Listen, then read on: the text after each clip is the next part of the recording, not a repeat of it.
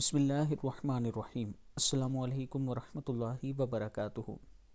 جن لوگوں کو بواسیر کا مرض ہے، اگر آپ کے گھر میں کوئی ہے یا آپ کو خود ہے تو آپ یہ عمل کریں، انشاءاللہ اللہ تعالیٰ کرم فرمائے گا۔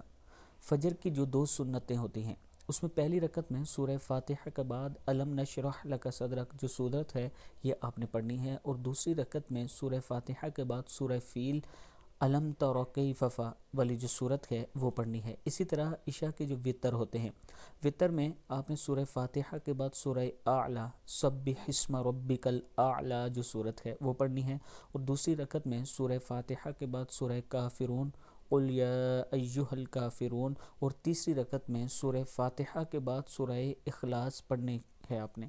جب آپ دوست یہ عمل کریں گے تو اللہ تعالیٰ آپ پر کرم فرمائیں گے اور اس مرض سے اللہ تعالیٰ نجات دلیں گے۔ میں اپنے تمام دوستوں سے گزارش کروں گا کہ یہ ایک مجرب عمل ہے، آپ کریں گے تو اللہ تعالیٰ کرم فرمائیں گے۔